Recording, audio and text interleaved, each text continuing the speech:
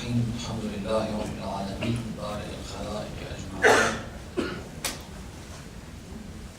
باعث الأنبياء والمرسلين ثم الصلاة والسلام على سيدنا ونبينا وحبيب قلوبنا وطبيب نفوسنا وشفيع ذنوبنا أبي القاسم المصطفى محمد اللهم صل على محمد وآل محمد وعلى أهل بيته الطيبين الطاهرين المعصومين المكرمين المنتجبين لا سيما بقية الله في الأرضين روحي وأرواح العالمين من تراب معدنه الفداء ولعنة الله على أعدائهم أجمعين إلى قيام يوم الدين.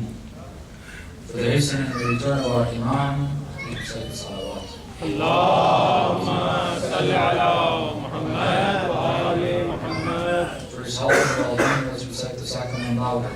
اللهم صل على محمد وآل محمد. Inshallah, each and every one of us becomes a true and close companion of our Imam. Please, let's recite the third one even louder. اللهم صل على محمد وآل محمد. عظم الله وجورنا وأجوركم. May Allah accept commemorations, the azah, the mourning, the tears, beating the chest, and all the efforts, the preparations of the meals, the studying, the session, and everything. Inshallah, Allah accepts for the 12th Imam. Tonight is the night of the 9th of Muharram. During these days since the arrival of the Imam on the 2nd of Muharram in Karbala, there were discussions, conversations, people leaving, people coming. Habib ibn Madahir apparently to join Imam Hussein here in Karbala, perhaps others as well. Different things have been happening. The battle is not imminent. It was not imminent yet. Until tomorrow, they received the orders from Ubaydullah ibn Ziyad to start the attack, and it is in the eve, close to, or in the afternoon, that they see the army of Umar ibn Sa'd moving towards the Imam al-Hussein. Asks Abu Fadl al-Abbas to go and see what's happening. He went and saw that the army was approaching. He went to Imam al-Hussein and explained. And it is then that Imam al-Hussein told him to go and ask them for one more night. Hussein wants to pray. Wants one more night with Allah subhanahu wa ta'ala. So we are approaching Ashura. Tomorrow is an important day. Ashura is an important day. Hopefully we're able to benefit. These are the most important days of Muharram. We want to discuss tonight the Surah Al-Shams, a small chapter of the Quran that helps us immensely in our preparation for the coming of our Imam. It gives us a foundation. It helps us be able to learn in few words. It's a little over half a page, if even that much. If you take out the signs for the ayat, the writing itself, the words themselves, may not be half a page. Very briefly, it delivers a very powerful message that provides us a guideline for our lives from the beginning to the end, at all levels, as individuals, in our families, on a social scale. Very eloquent, concise way. So let's look at the chapter. We'll briefly go through it and see what we can draw from it while we're discussing it afterwards. Meaning, while we're looking at each verse, we'll talk about it briefly and then come back and look at it holistically and see what we can draw from it. Say salawat, please. اللهم صل على محمد وآل Before I begin, I forgot to mention this one. Apparently, this chapter is a Mecca chapter as well. The importance of that is probably, there's various areas of importance and various little points we can learn from that, important ones. One of them is that this chapter is revealed before the details of the ahkam are there. Before the details of the teachings of the Prophet on a personal scale and on a social scale, a lot of it has not been revealed. In Mecca, we don't have hijab. The verses for hijab were not revealed in Mecca. They were revealed in Medina. Covering, clothing, dress code. Some of the rulings of the prayer were revealed in Medina. The banning of drinking was revealed in Medina. Riba was forbidden in Medina. These are only a few. So there's a lot of details of the ahkam that are not mentioned there. The message of the Prophet is being delivered for people to get an idea. Look at the most important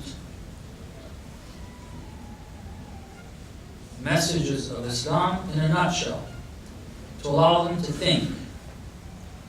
And I feel that it's important that we do that.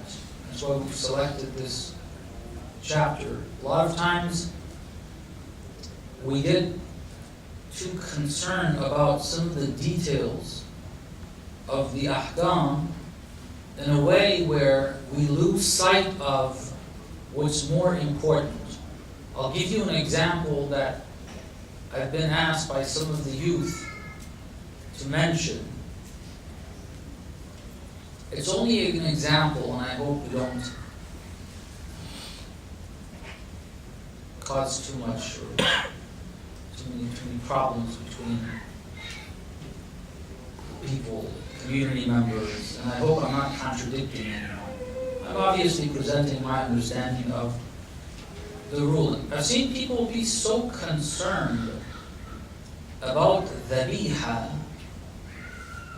that they miss the more important point of trust. Trusting community members is a lot more important than the dhabh.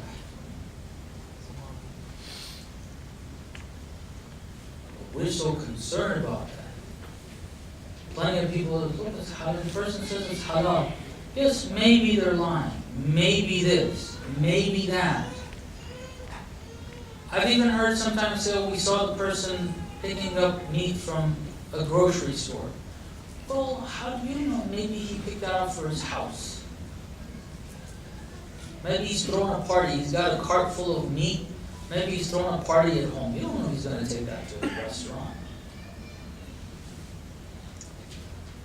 One of the philosophies of the rulings on ghiba, for example, that Allah subhanahu wa ta'ala mentions, is because people's reputation needs to be kept. Ghiba is when a person has done wrong, and you know it, you saw it. Don't tell anyone. Because people are supposed to trust each other.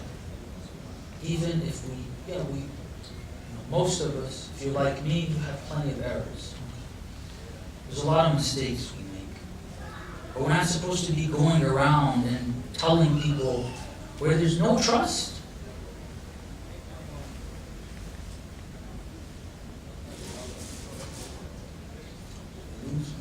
We miss out on more important teachings of the religion.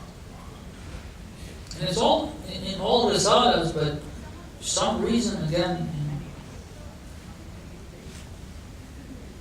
anyway, I don't want to discuss that ruling too much.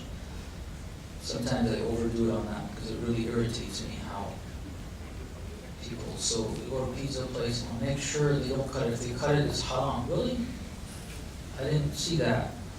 in the fatwa book. Like, no, we're sure that it touches it. You can be sure, but I'm not sure. You can avoid it. I'm going to go there. I'll tell them to cut it, and I'll have it. You can choose to do whatever you want.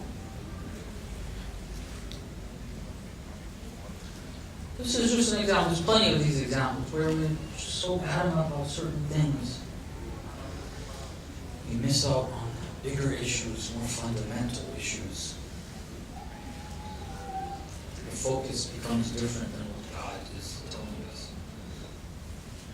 So looking at these smaller chapters of the Quran is important because they're very concise and very briefly they give you the main parts of the teaching. They focus on the most important parts in a nutshell. So the wording of it becomes very important. Now when you look at Surah Al-Shams, it starts with something that we completely neglect in the Quran and in our lives. Allah subhanahu wa ta'ala says, Bismillah ar-Rahman ar-Rahim, وَالشَّمْسِ وَضُحَاهَا. God swears by the sun. And by it being coming up in the sky where you can see it, it's visible, and it brings daylight. وَالشَّمْسِ وَضُحَاهَا وَالْقَمَرِ إِذَا تَلَاهَا. The moon follows it, which could be understood in many ways, in terms of it carrying the reflection of the sun for us, or coming at nighttime. The moon is there during the day, but not as a bright reflection of the sun that provides us light in the darkness of the night. So it could be taken differently. The qamar, the moon, وَالْقَمَرِ إِذَا تَلَاهَا وَالنَّهَارِ إِذَا جَلَّاهَا وَاللَّيْلِ إِذَا يَغْشَاهَا. According to some at least, the day that makes the earth where you are bright, visible, and the night that covers the earth, it veils it, the darkness. وَالسَّمَاءِ وَمَا بَنَاهَا. The heaven above our heads, just look up. وَالْأَرْضِ وَمَا طَحَاهَا. Look at the earth, the vastness of it. وَنَفْسٍ وَمَا سَوَّاهَا فَأَلْهَمَهَا فُجُورَهَا وَتَقْوَاهَا. And I swear by, all these are qasam. Allah swears by these. I swear by وَنَفْسٍ وَمَا سَوَّاهَا. Each soul, each individual. And how God has made it perfect in its creation. فَأَلْهَمَهَا. Therefore, part of that creation, the completeness of it being completed or perfect, the perfection of it, فَأَلْهَمَهَا فُجُورَهَا وَتَقْوَاهَا. The fujur and the taqwa, the good and the bad, the right and the wrong, alhamaha. God gives you this intuition. You get the general ideas, you understand them. They're in you. God swears 11 times in these verses by the various items that were mentioned. To say something. I'm going to talk about that. But before that, God is drawing our attention to some of these things that are around us and we're constantly seeing, which are His signs.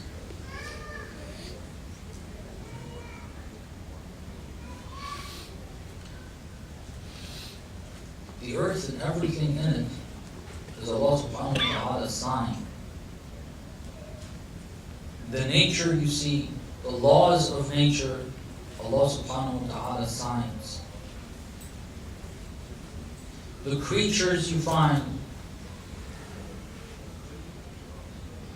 Allah subhanahu wa ta'ala's signs.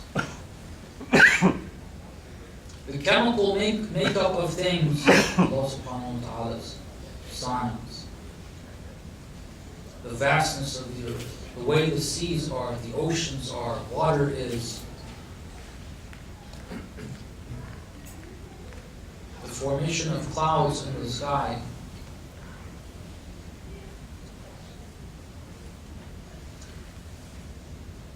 Our attention is drawn to these things that are all around us. We're constantly seeing these things. But we're constantly missing them. We're constantly not able to see them as signs of Allah subhanahu wa ta'ala. If you look at how many times does God talk about that? For example, يُسَبِّحُ لِلَّهِ مَا فِي السَّمَاوَاتِ وَمَا فِي الْأَرْضِ, the heavens and the earth. Whatever is in it, يُسَبِّحُ. Think about that. The fabric beneath your feet is doing tasbih of Allah. Your clothes are doing tasbih of Allah.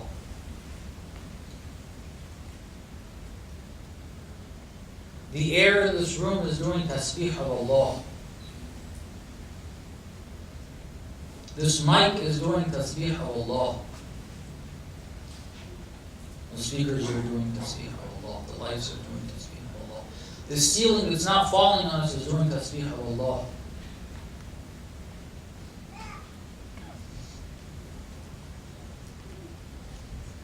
In other words, they're nothing but manifestations of Allah. كُلُّ شَيْءٍ هَالِكٌ إِلَّا وَجْهَهُ. Everything is currently gone except for the face of Allah. These are realities.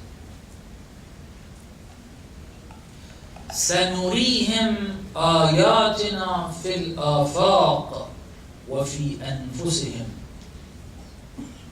حَتَّى يَتَبَيَّنَ لَهُمْ أَنَّهُ الْحَقُّ. We think this is for the mushrikeen. We think this is for the kuffar. Those who don't believe, tell them, yeah, this all came from God. No, it's not for the kuffar, it's for you. You think you believe? وَمَا آمَنَ أَكْثَرُهُمْ إِلَّا وَهُمْ مُشْرِكُونَ. We're all mushrik. Not because we believe in the Ahlul Bayt, that part of it is actually Tawheed. Not because we do tawassul to the Ahlul Bayt, because that part of it is Tawheed. Not because we ask the Ahlul Bayt directly for things, because that is part of Tawheed.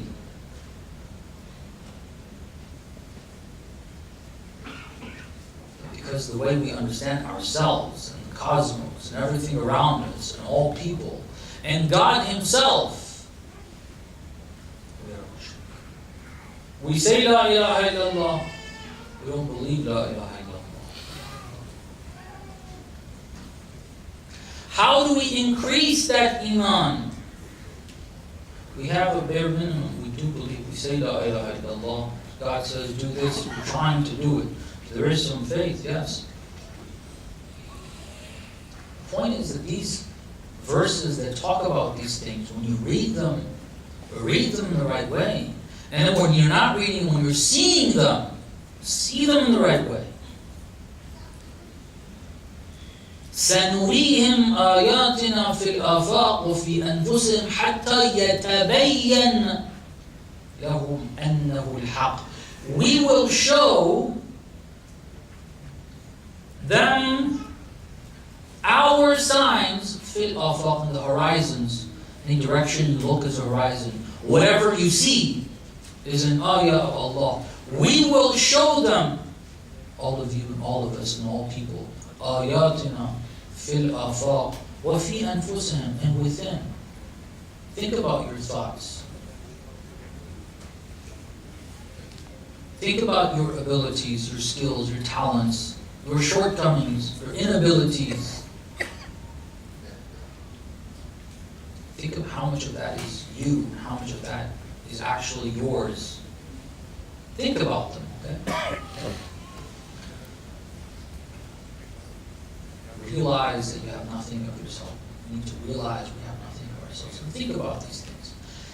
If we see them, those ayat, these signs, we see them, but we don't see them as signs. We see the sun like beautiful. Scientists have said this about it. Oh, isn't that beautiful? Nature is so beautiful. What happened to God? We go into nature, we see those beauties, we observe them. Nature is beautiful. I hope we've taken this language. And those of us who haven't taken that, are we really seeing it? Even if we say, Alhamdulillah, it's beautiful, God's creation. Is that it? Keep thinking. Because the verse said, سَنُرِيهِمْ, we will show them these signs, حَتَّى يَتَبَيَّنْ, until it becomes clear to them, أَنَّهُ الْحَقِّ, He is the truth. We don't think, none of us here, I don't think, maybe some of you, but I'm looking, I guess, reflecting inside, to think He is the truth. You understand what that means? يَتَبَيَّنْ لَهُمْ, it becomes clear to them, أَنَّهُ الْحَقِّ, He is the truth. Won't get any more explicit because the verse is not any more explicit. Just think about it yourself. Has it become clear to us? God keeps repeating in the Quran, the heavens, the earth. Just think of heavens, earth, same words. Why does God repeat that so many times in the Quran?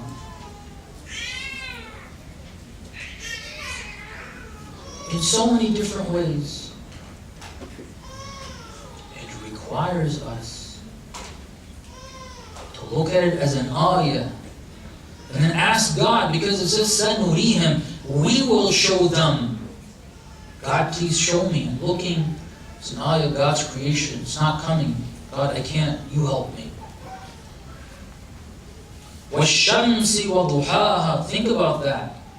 It's God's doing. He's talking about His action. He's swearing by something great that you can see, and it's His. Nothing but.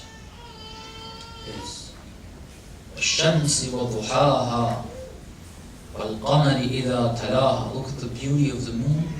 You've seen it in the horizon when it's either just setting or just rising. It looks huge, and then it goes up in the sky from our perspective, and then we see it smaller. Look at all of these. It goes through certain molecules. The color is one way. We see it, we observe it one way. The size of it seems one way. When it's in a different angle, we see it in a different way. Every bit of that is God's doing. وَالشَّمْسِ وَضُحَاهَا. The sun rising, you're seeing that. Again, the angle of the sun, the shadow that it creates, the colors, every bit of that. Just think about what's actually happening. It doesn't hit us because we see it so many times. We see it every day. Since we were kids, before we were even thinking of these things, or we could think of these things. So we're completely negligent of it. Urafa would sometimes just, it wouldn't even be, they say, I don't know, I haven't seen these Urafa, but I've heard multiple accounts that they would just suddenly,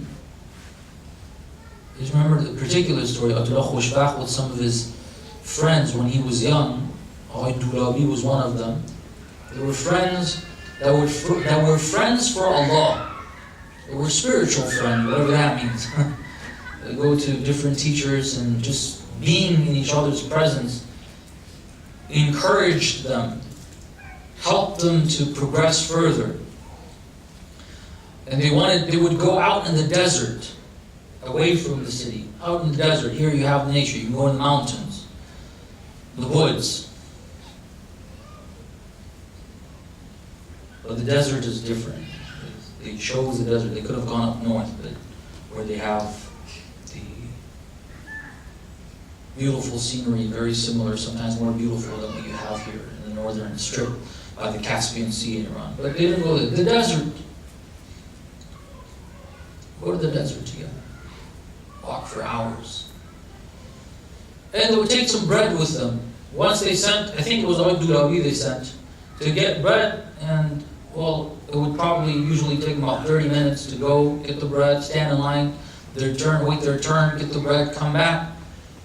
But it took longer and longer and longer. Like, what's happening? They went there, they caught him. He was mesmerized, or just like in a trance almost. We don't understand. But what was he looking at? What caught his attention that he couldn't move? Nailed to the ground, just watching what? The bakery, baking bread. What's so special about that? If you're looking for God's signs, the bakery will be your sign. God will send Nurihim. We will show them. You want it? Ask for it? Plead for it? Whatever sign is shown, try to say, I'm looking and trying to see. And then when it's shown, you see something small. Cry. We have that. Do sujood.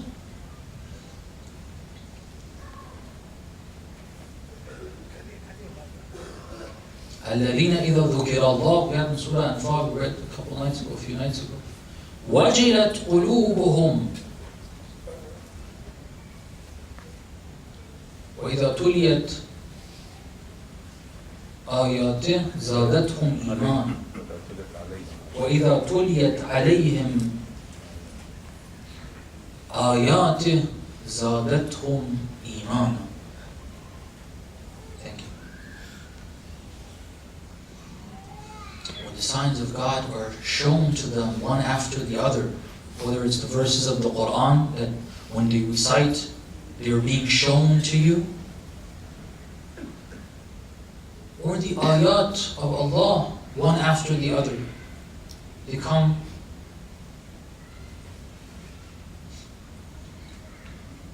The iman increases.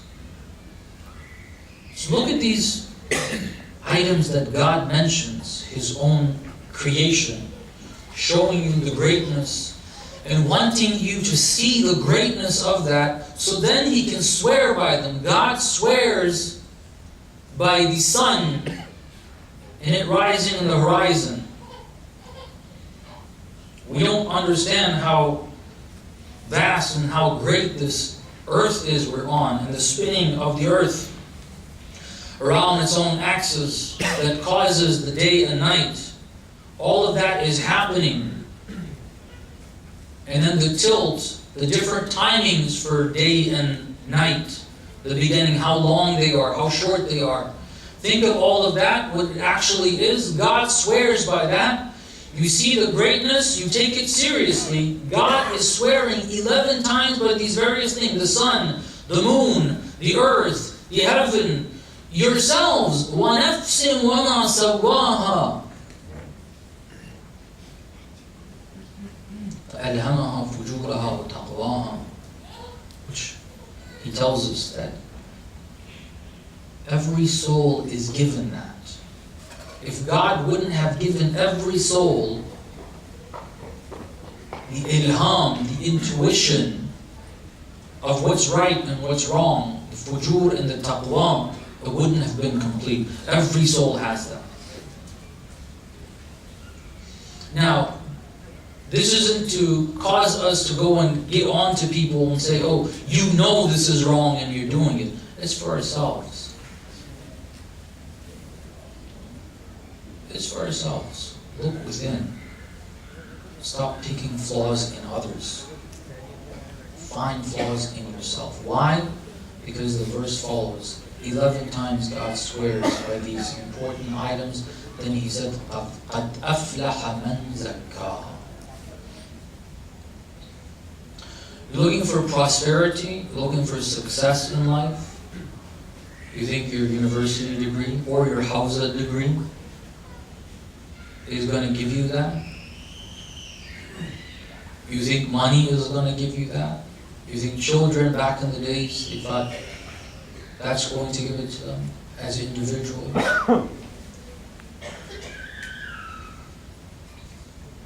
Natural resources are going to give that to you. For a nation, what is it that's going to give you prosperity?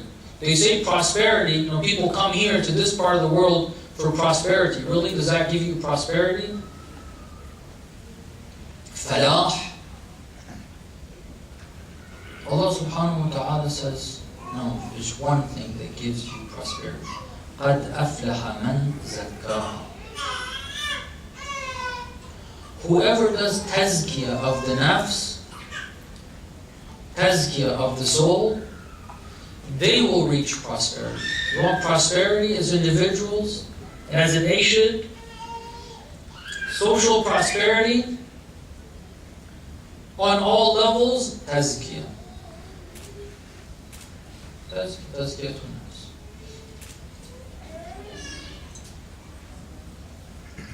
Recite a salawat, please. Allahumma salli ala Muhammad wa ali Muhammad. What is tazkiyah? I'm sure this is a reminder for most of us, if not all.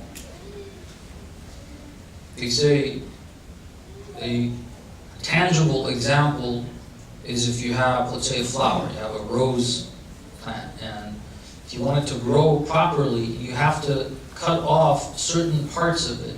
It's growing in a way where it's not going to be able to grow to the height and beauty that it could otherwise. You have to cut certain branches off in order to be able, for the plant to be able to grow further and flourish more, have more flowers. If you leave it, it's not going to flourish at least as much. It won't give you as many flowers.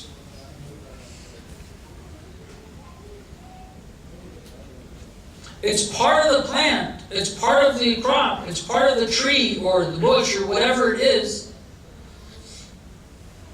But it needs to be cut off. Get rid of it. If you get rid of it, it'll help the tree or the crop grow better. Give better flowers, fruits, or whatever it is. That's the key. There are certain things within us, our souls, it comes with us.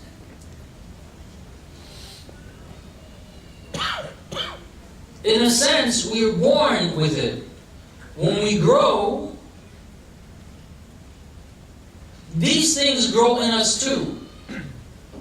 As we grow, our nafs, our desires grow as well. When you have the child, what they want is very small. The adult that grows, if they don't do tazkiyah, you give them the entire globe, say it's not enough, let's go conquer Mars. Let's go to the moon. Let's go create. It's not going to be enough. It's the same baby that would cry for certain things and try to get it. And when they get a little older, they go hit another kid to get what they like.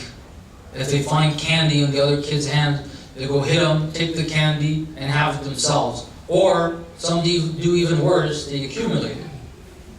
They don't eat it, they don't give it to anybody either. It's a 5-6-year-old, and you have 60-year-olds that are doing the same thing. But instead of doing that with candy, they're doing it with the diamonds of Africa. They're doing it with the oil of the Middle East. It's the same thing. It grows. The bad traits grow in us. And with that, you're never going to get to prosperity. As individuals, you're never going to get to prosperity.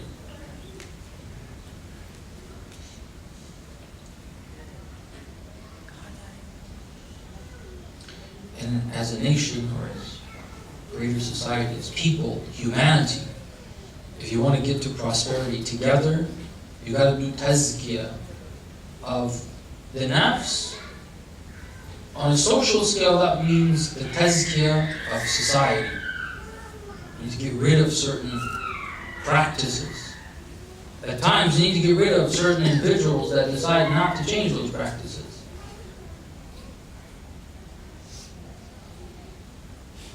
Because if you don't, then they're going to get rid of thousands of people because of their practices.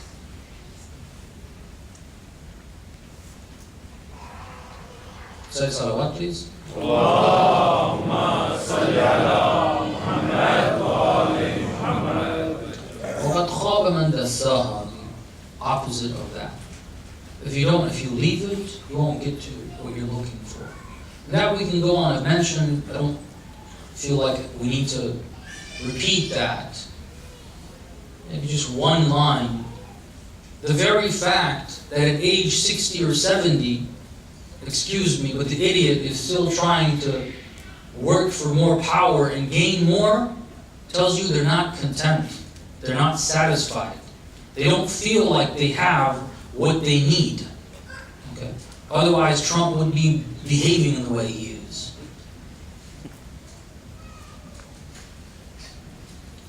Once you feel content, you feel like you have success, you've reached prosperity, then you're not worried. And that only comes with tazkiyah. Because tazkiyah leads to a person becoming awliya Allah. God says, أَلَا إِنَّ أَوْلِيَاءَ اللَّهِ لَا خَوْفٌ عَلَيْهِمْ وَلَا هُمْ يَحْزَنُونَ. There's no fear, no grief. They're not worried about the future, not worried about the past.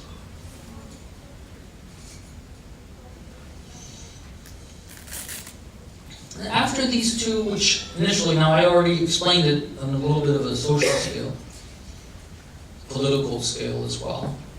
But the Quran does that. If you look at it, probably it didn't catch your attention in that way when you're looking at قَدْ أَفْلَحَ مَنْ زَكَّاهَا وَقَدْ خَابَ مَنْ دَسَّاهَا.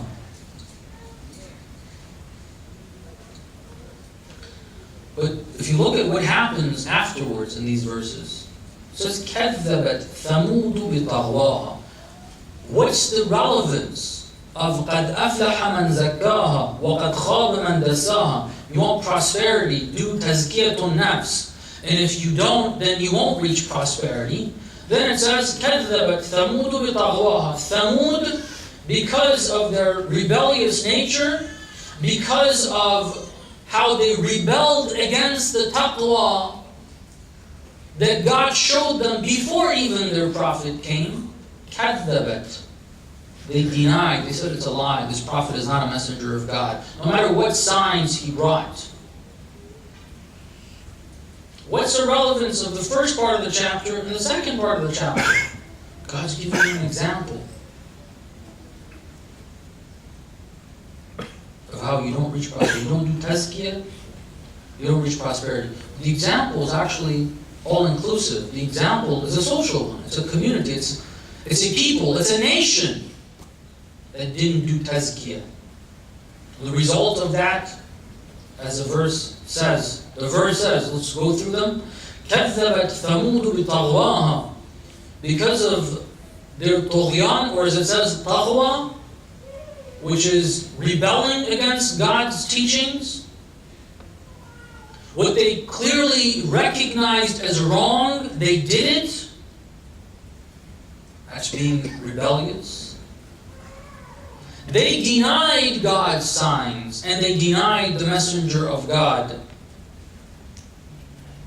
إِذِ انْبَعَثَ أَشْقَاهَا. The worst of them, you don't do tazkiyah socially, even if you don't do the worst of deeds, but since you didn't do tazkiyah, you allowed for the worst of you to remain there, and then that person will go and carry out the greatest crime. The people who didn't go to Karbala, but they had Shimr go there and do this, they're all responsible. The hadith says, and the ziyarat say,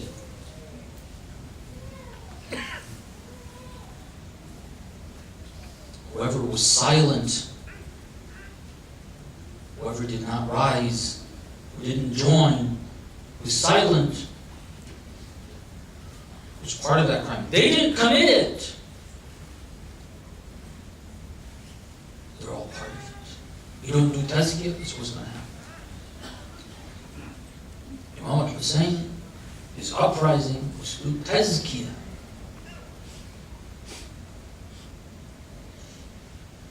Of course, he laid the foundations for tazkiyah for centuries to come. And over time, eventually, people learning from that, remembering Imam al-Hussein, working towards it, on both of those levels.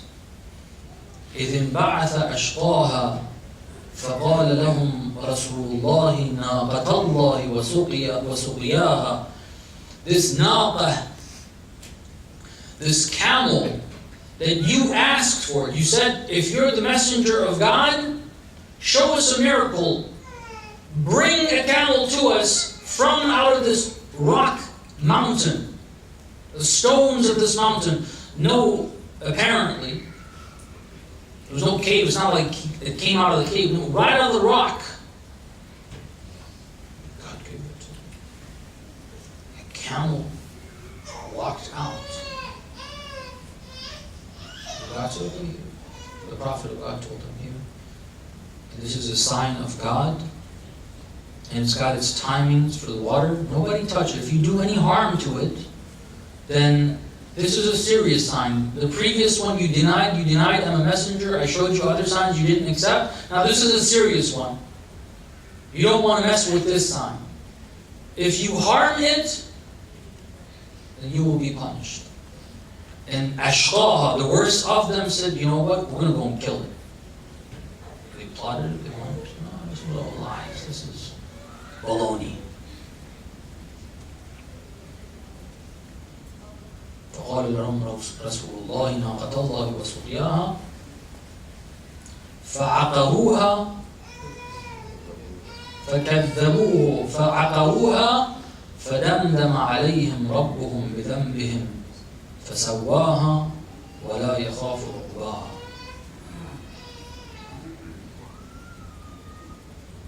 They said, no, you're liars. I said, no, this is not, nothing's going to happen. It's just a camel.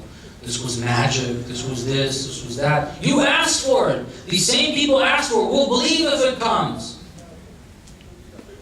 When it came, they behaved in that way. فدمدم عليهم ربهم بذنبهم فسواهم, or destroyed because of their sin. You won't get to prosperity in this life. They were a very prosperous nation, it seemed. Materially, they did things that we can't do. These huge mountains, they carved homes out of the mountain for themselves. Huge palaces out of stone in the valleys. Things that we can't make.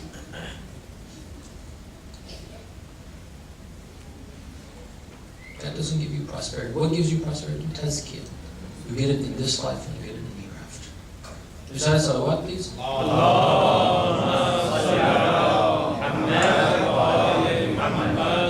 This is what the verses tell us. Every time you read it, try, first of all, read it. Read these chapters. And every time you do, try to remember whatever you can of it. Look at the translation.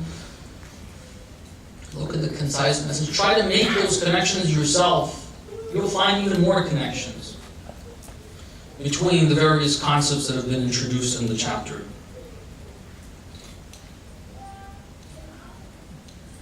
Tazkiyah is the way forward. When you're a minority in Mecca, God, not just for the disbelievers, but for the believers as well, tells us and gives us this chapter. And of course the Quran says it's really mainly for the believers. You take this, you want prosperity, do tazkiyah.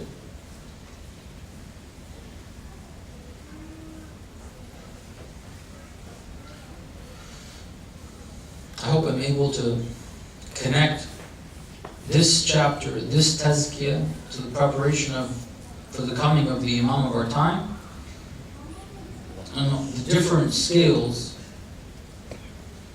Remember we said we're a minority here?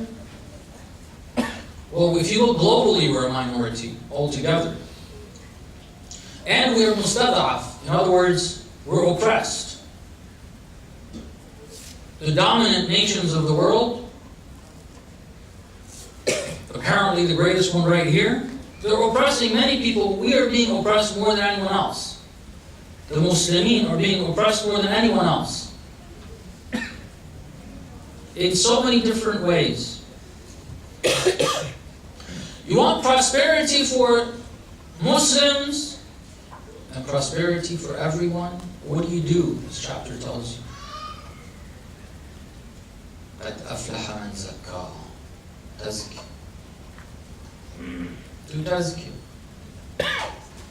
Try to first and foremost look within yourself before you look at it on a social scale and trying to find flaws in others. Try. It tells you that you do. It doesn't say for some of you are perfect, don't worry about it. And then it's okay, I'm that one person. That doesn't need to. No, the verse doesn't say that. قَدْ أَفْلَحَ مَنْ زَكَّاهَا. Everybody do tazkiyah. That means you do have things that you need to get rid of. And we need to, each of us, I need to accept that. I've got problems that I need to get rid of. When I accept that I have problems that I need to get rid of, if I acknowledge that, generally, it leads to me trying to find them. I start looking for them. I start accusing myself. Everything I say, like, what if that's wrong? What if that was because of something wrong? Let me make this clear too. Tazkiyah is clearing up the spiritual illnesses. It's other than the sins that we commit or the wrong that we do. It's the source of it. It's the motivation. It's the inner part of us that makes us say or do things.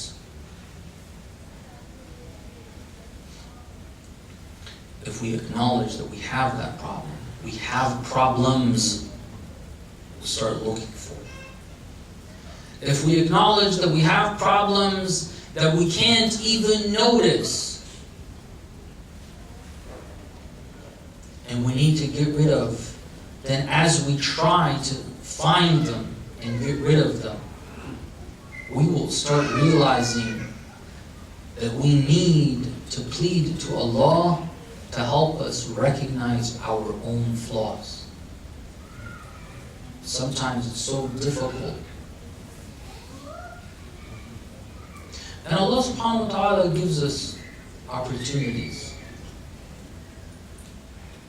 if we're trying to find them, if we're trying to see that. You know where those opportunities are? Right here. In your family. Amongst believers. Amongst kuffar, when you're dealing with people, when you're dealing with others.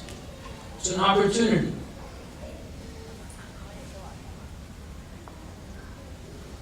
When you have an argument, when you have conflict of interest, that's an opportunity for you to look within and see there's something that's causing this. First and foremost, before I accuse my spouse of being the problem, I should accuse myself of being the problem. Before accusing my child of causing the issue, accuse myself. Look within. God is giving us those opportunities. I've said this before, I think, not in these sessions and other places, but I think maybe it helps with this. It's understanding that these different environments that God creates for us, different environments we're in, different circumstances, financial circumstances, health circumstances, weather circumstances, different countries we're in. When you go to Hajj, it's a great opportunity that can be easily lost. The one I remembered is, because I was talking about family, let me tell you how I remember this. Recite salawat, please. Allahumma salli ala Muhammad.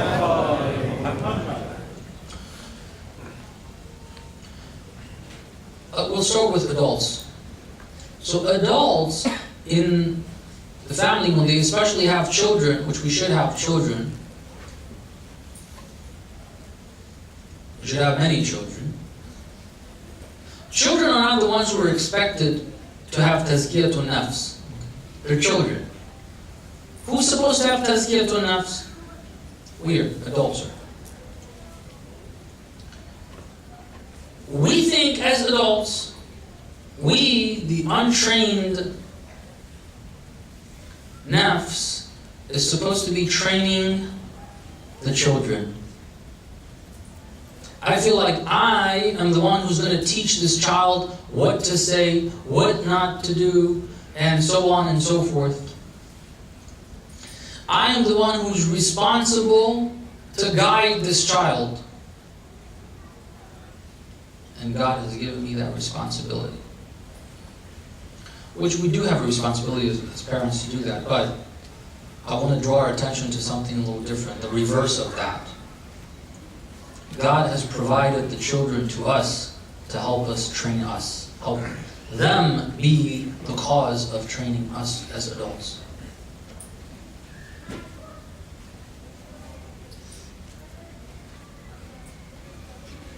Where do we get this from? Prophet Musa. Prophet Musa, according to the Quran, had to be a shepherd for what, 8 to 10 years, right? Why did he have to be a shepherd for 8 to 10 years? The sheep were the means through which this man was trained by Allah subhanahu wa ta'ala. Sheep. The flock of sheep is what God trains Musa to.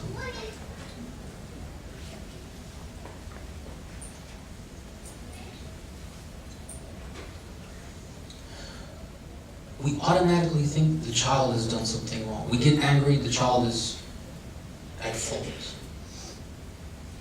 Whereas it's an opportunity to look within. Why are you even angry? Why do you expect that child to behave in a certain way?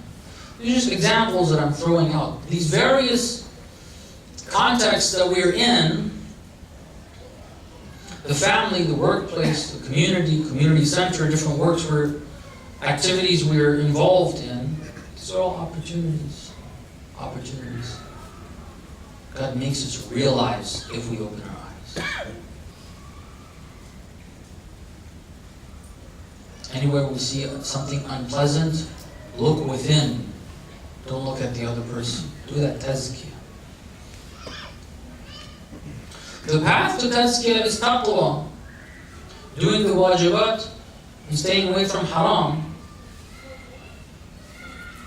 But the reason why this chapter doesn't say taqwa, it gets to the effect of taqwa, which you should be looking for.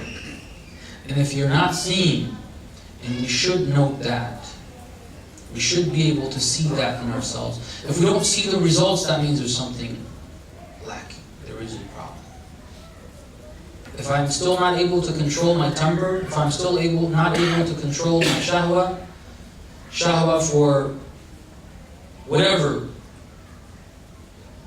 for money,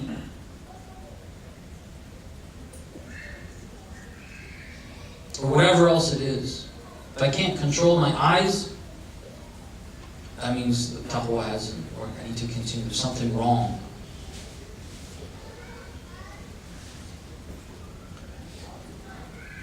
Tazkiyatun nafs.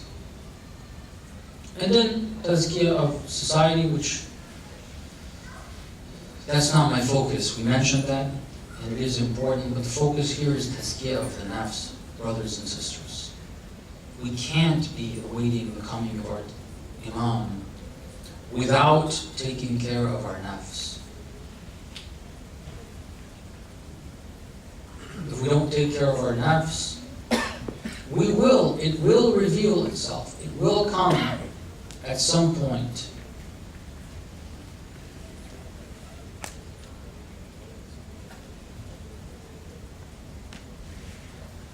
Inshallah, Allah subhanahu wa ta'ala helps us in being able to look within and use God's teachings, look for God's teachings. This will be the last point on that. Another area that we are lacking when it comes to tazkiyah of the nafs. We don't look for guidance the way someone who's in need looks for guidance. Because we don't feel that need. We don't feel like we need help in knowing what to do and what not to do. And again, going back to the point we mentioned, if we look within, if we see what the verse says, we need to do tazkiyah, which is telling us there are things that need to be removed. That means we need to acknowledge we have those problems that we need to get rid of, and we need to know how to get rid of them. So we would be begging the sources of Islam through whatever means we have to figure out how we're going to do this. What we need to do. What should I avoid? How should I treat my spouse? Every little thing we say, every little thing. The Quran says, فَمَنْ يَعْمَلْ مِثْقَالَ ذَرَّةٍ خَيْرًا يَرَهُ وَمَنْ يَعْمَلْ مِثْقَالَ ذَرَّةٍ شَرًّا يَرَهُ. Every little thing happens. It's not like most of what we do is just nothing. It doesn't have any effect. Then there's a little bit of what we do which is good. We're going to be rewarded. And a little bit of what we do is going to be... No. Every little thing we do is going to have an impact.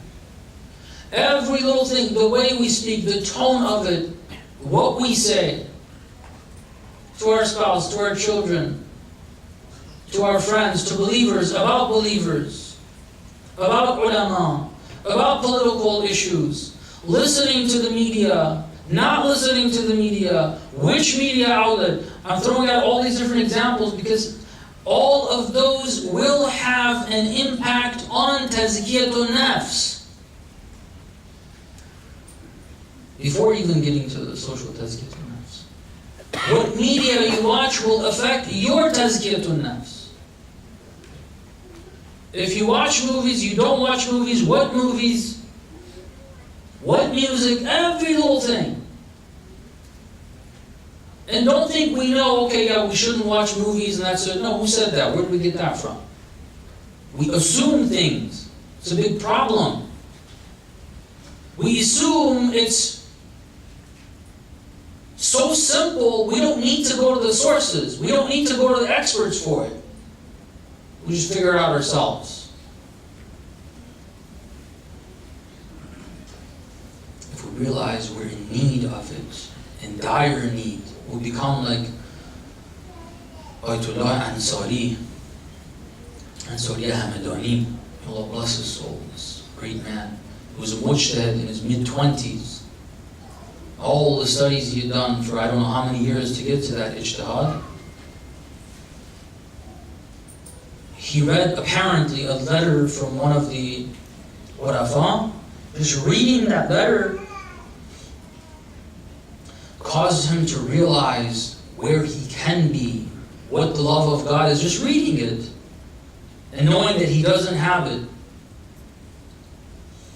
He felt so strongly. He left home, he left everything. He would go in the deserts crying and spending days for worship, fasting, prayer, day and night, begging Allah, please guide me, show me. He's a mujtahid. He has access to all the ahadith and verses.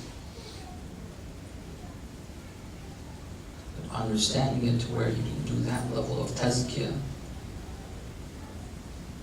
we don't feel the need. We don't feel the need. We ask Allah, by the right of Imam al-Hussein, by the right of Al-Fadl al-Abbas, that He helps us, He wakes us up so that we feel the need, we give it importance, and we start focusing on it. We learn where our problems are and where our solutions are, inshallah. Sallallahu alayhi wa Abu Abdullah. Sallallahu alayhi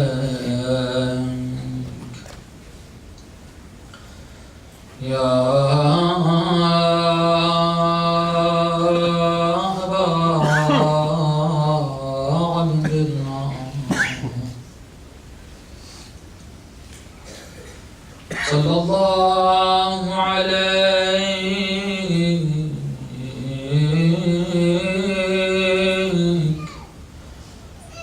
ya mazlum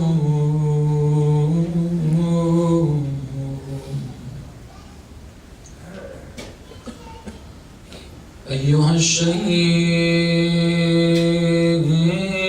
بكربلاء عطشانا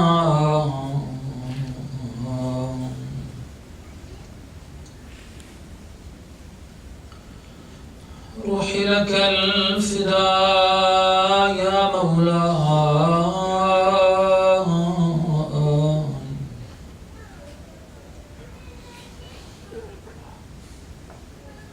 روحي فداك يا مولاي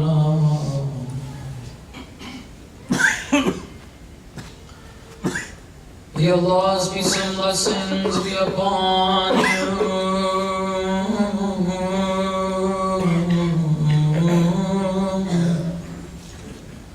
Our beloved Imam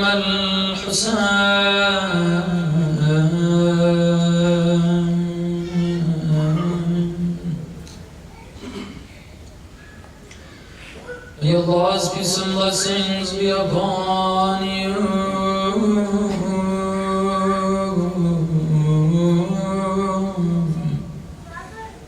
Our beloved oppressed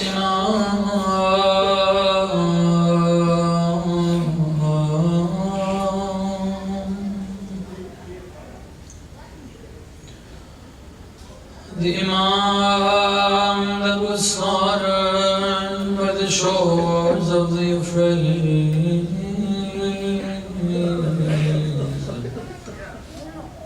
while his mouth was dry of thirst.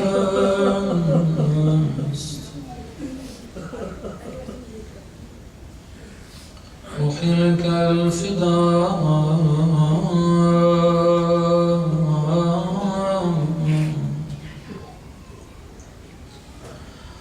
Tonight we want to remember the flag bearer of Karbala,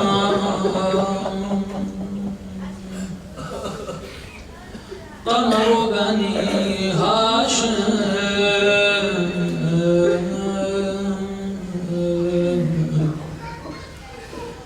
أبا الفضل العباس.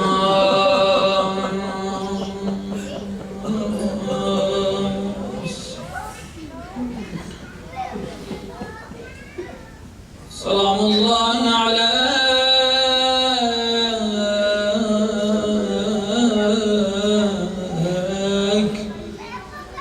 يا ابن أمير المؤمنين.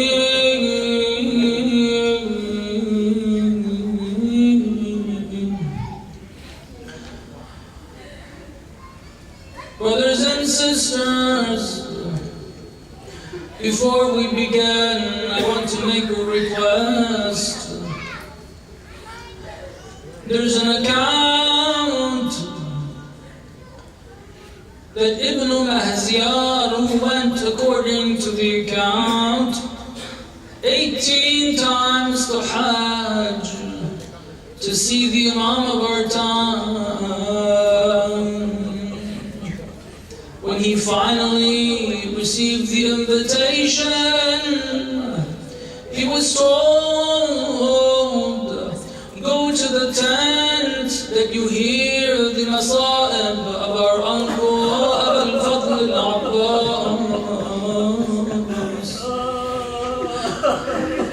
If that's true, perhaps the Imam of our time visits this majlis as well.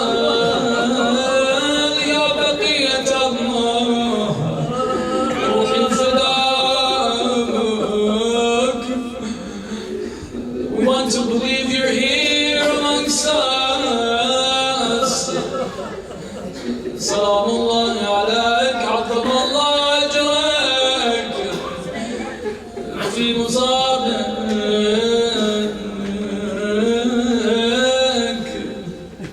يا مولاي. أبا الفضل العباس, after Imam al-Hussein, is the oldest of Bani Hashim, the one that they all had their hopes in. So it's security in. Perhaps it is for that reason that Imam al-Hussein did not allow Abu al-Fadl al-Abbas to go to the battlefield before all the others went. He was the last standing with Imam al-Hussein.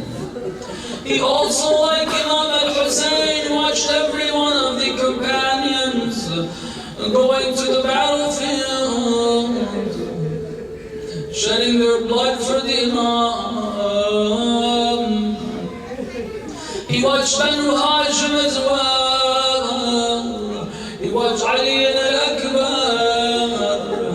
He watched his other brothers. He told them, I want to see you give your lives for your Imam before I give my life.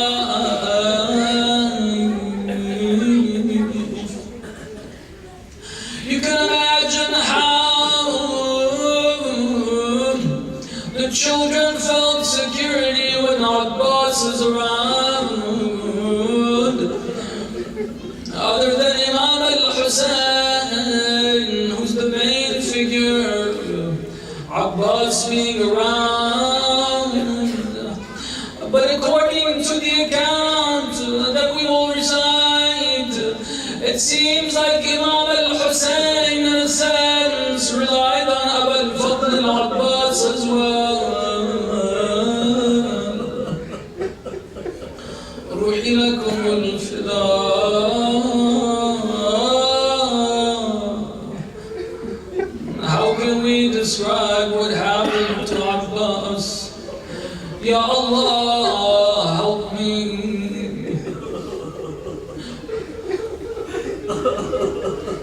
There are different accounts. I guess different people saw it from different angles. Abbas was told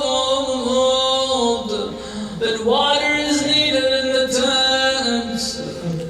Perhaps they had seen the children, their cries that they tried to hide, them going and rubbing their bellies on the cool sand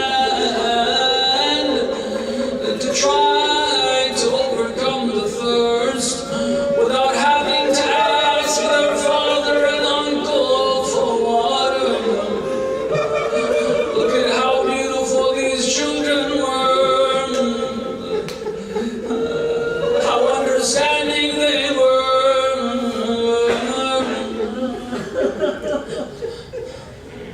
But they saw the need.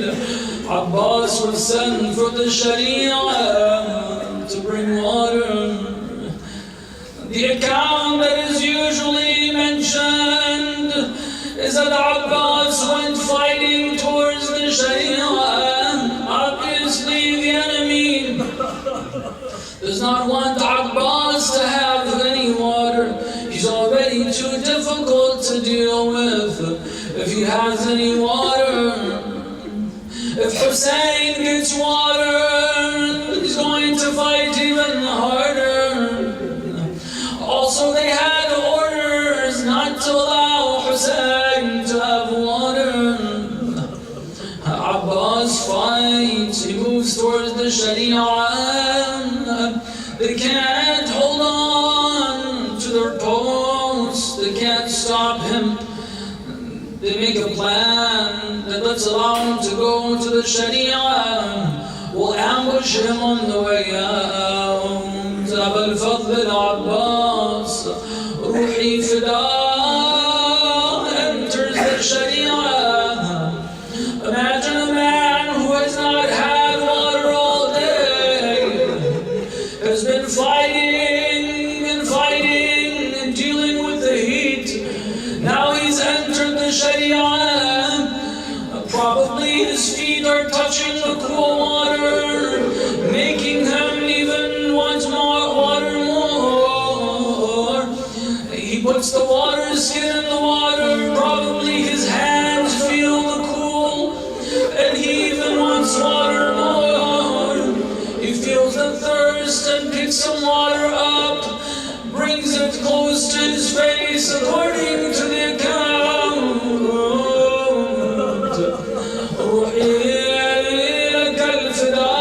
It says, when he brought it close, he saw the water before him.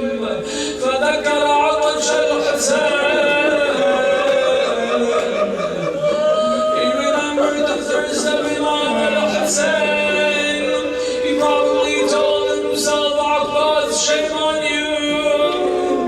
How could you drink water or even think of it when your brother, when your Mawla is thirsty? He dropped the water, went back towards the Khiyam, hoping to get the water to the tents of Imam al-Hussein. On the way they ambushed him, surrounded him. He's fighting with the hope to get the water. He's fighting with his right arm, obviously. Eventually a mal'oon from behind him strikes. Wallahi inqata'tu yamini. Inni uhami abadan an dini. If you have severed my right arm, I will not stop from protecting my religion. He continues fighting with his left arm. Imagine Abu al-Fadl al-Abbas, Qamar Bani Hashim, and other mal'oons striking him. His arms are gone. Abu al-Fadl al-Abbas probably kicks the horse. Perhaps he can still make with the water to the tents. The rain of arrows comes, one arrow lands in his eye. Another arrow lands in the water's skin. You can hit me as much as you want, but don't hit the water's skin. When he notices the water is leaking, some say he turned away from the Khiyam. How can I return to the tent? How can I answer to Sukaina? How can I see the children? I promised them water. Another mal'oon takes his spear rod and hits Abu al-Fadl al-Abbas. روحي له الفداء. Abu al-Fadl al-Abbas falls. If you want to fall from an elevation or from anywhere, you will use your arms to break your fall. But Abu al-Fadl al-Abbas does not have any arms to break his fall. The call is heard, Ya Akha, أدرك أخاك. Imam al-Hussein comes towards Abu al-Fadl al-Abbas. Imagine Imam al-Hussein.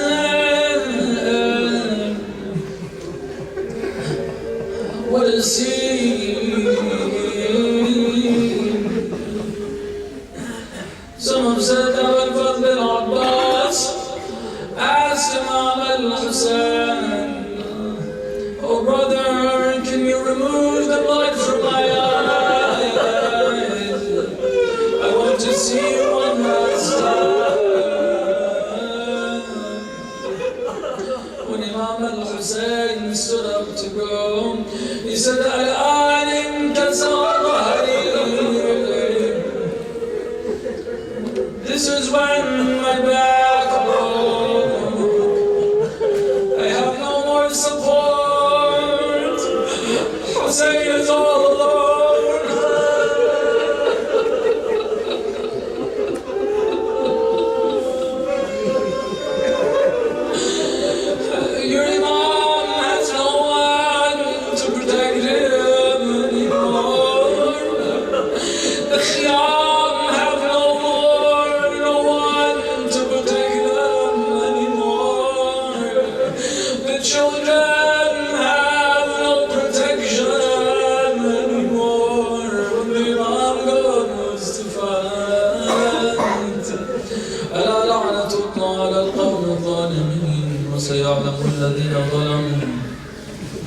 أي منقلب ينقلبون اللهم إنا نسألك وندعوك باسمك العظيم الأعظم بالزهراء وأبيها وبعلها وبنيها والسر المستودع فيها بك يا الله يا الله يا الله يا الله يا الله يا الله يا الله يا الله يا الله يا الله يا رحمن يا رحيم يا مقلب القلوب ثبت قلوبنا على دينك وعلى محبة أوليائك والله hasten the return of our Imam. Help us become his true and close companions. Allah protect those who are helping the cause of Islam, especially our ulama and maraja, and especially our leader. Ya Allah, forgive us all of our sins. Forgive our parents, our grandparents, our relatives, all believers, those who left this world, those who are alive. Ya Allah, grant us all our hajat, our needs, our requests. Cure all the ill from amongst us. Help all those from amongst us who are suffering from hardships and difficulties, especially in areas suffering from atrocities in Yemen. In Bahrain, believers are suffering. In Myanmar, they are. In Palestine. In parts of Syria, and parts of Iraq, perhaps. And wherever else, Ya Allah, by the right of the Imam of our time, relieve all the people of the world the oppressions they are facing of Nabi wa Alim. رحم الله من قرأ الفاتحة مع الصلوات.